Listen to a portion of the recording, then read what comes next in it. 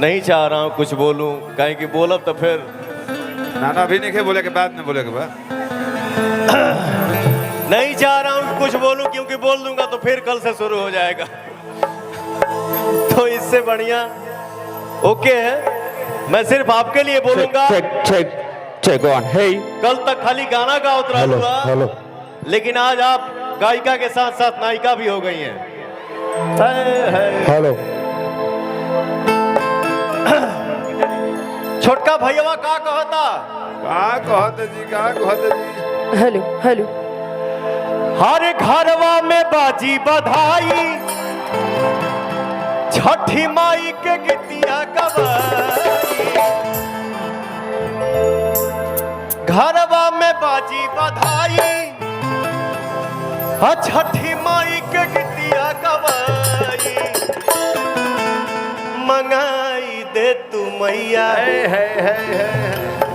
अरे मंगाई दे तू मैया हो, सुनर सनर भौजाई का हो भैया, निमन भौजाई चाहे मंगाई दे तू मैया हो, सुनर सनर भौजाई। लेकिन भैया एगो भाव हमके याद आ गई। क्या भाव है कि हिले ला बम्बे दिल्ली, हिले ला बम्बे दिल्ली, हाँ बड़ा बजरिया। लेकिन यहाँ भाव क्या है हो भैया, हिले ला बम्बे दिल्ली, हैदराबाद सहरिया। लचकेला बहंगी झूमेला बिहरिया, लचकेला बहंगी झूमेला बहरिया। हिलेला बम्बे दिल्ली, हिलेला बम्बे दिल्ली, हाँ बड़ा बजरिया। हिलेला बम्बे दिल्ली, हाँ बड़ा बजरिया।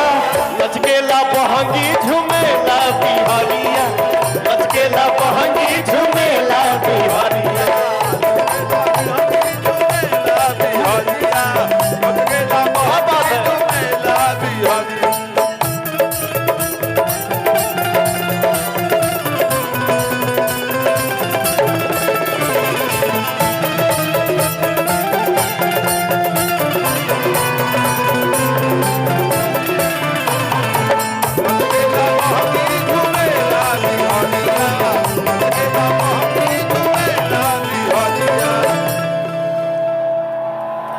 असली में परब हई,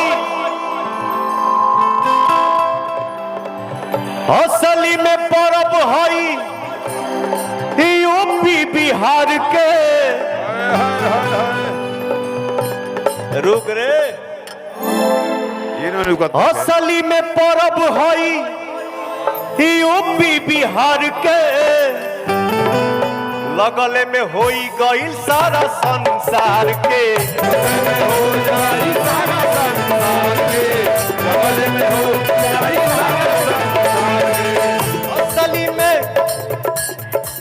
असली में परब हई यूपी बिहार के। लगल में होई गईल सारा संसार के।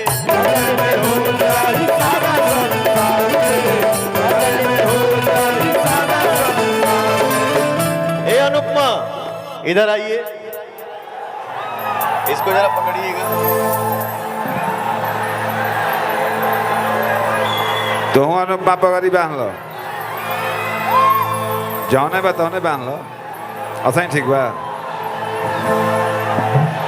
आप लोगों ने ही गायक बनाया, आप लोगों ने ही नायक बना दिया। सही बात है, एक्टिंग करे के पड़ेला हो भैया। अरे पियरी पहिर जब,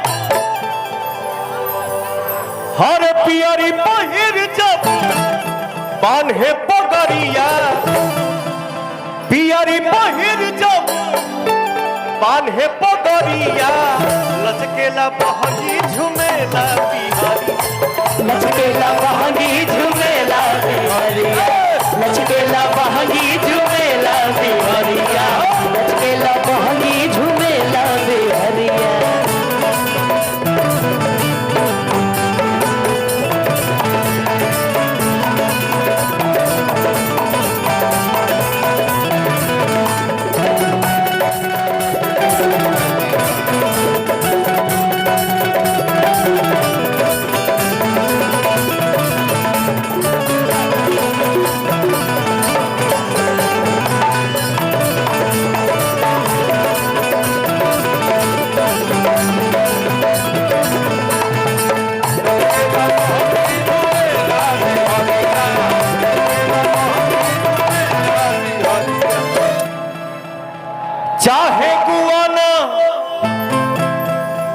चाहे गुआना मारी सस में भी भाई हाय हाय हाय हाय